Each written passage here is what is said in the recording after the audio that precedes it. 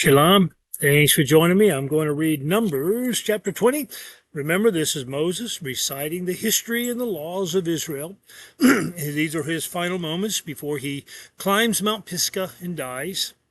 And Joshua will lead them in across the Jordan onto the western side, and they will begin conquering the land. So here they are, standing on the plains of Moab on the eastern side of the Jordan River, and Moses is reciting all the history and all the laws before he dies. And so he starts in chapter 20, and let's join Moses and listen to what he's saying. When you go out to fight your enemies and see horses, chariots, and a force larger than yours, you are not to be afraid of them, because Adonai your God, who brought you up from the land of Egypt, is with you.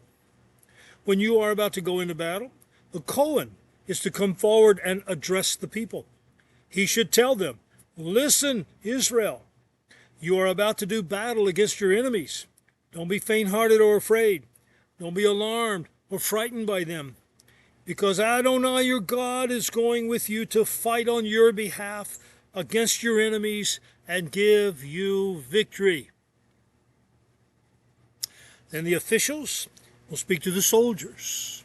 They are to say, "Is there a man here who's built a new house but hasn't dedicated it yet?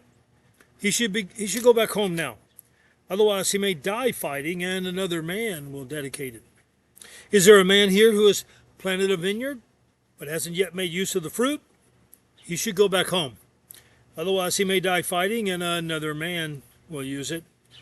Is there a man here who is engaged to a woman but hasn't married her yet?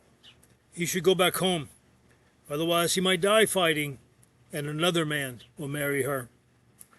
The officials will then add to what they have said to the soldiers.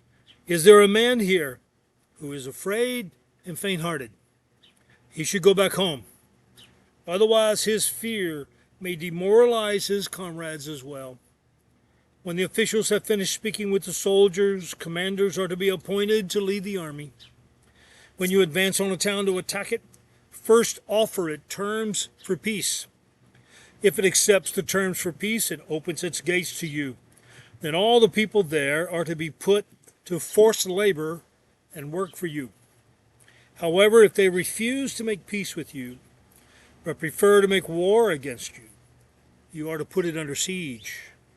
When Adonai your God hands it over to you, you are to put every male to the sword.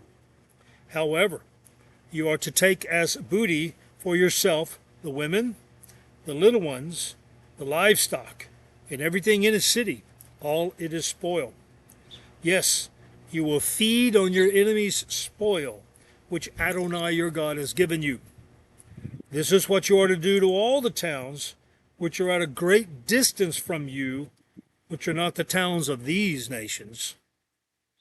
As for the towns of these peoples, which Adonai your God is giving you as your inheritance, you are not to allow anything that breathes to live. Rather, you must destroy them completely. The Hittite, the Emorai, the Canaanite, the Perizzite, the Hivite, the Yebusite, as Adonai your God has ordered you, so that they won't teach you to follow their abominable practices which they do for their gods, thus causing you to sin against your God. Did you catch that?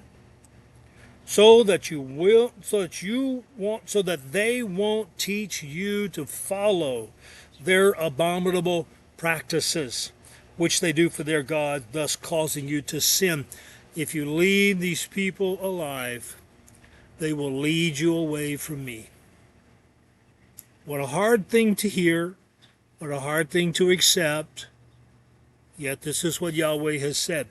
Verse 19, when in making war against a town in order to capture it, you lay siege to it for a long time, you are not to destroy its trees, cutting them down with an axe. You can eat their fruit, so don't cut them down.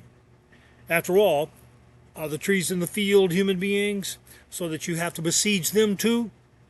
However, if you know that certain trees provide no food, you may destroy them and cut them down in order to build siege works against a town making war with you until it fails.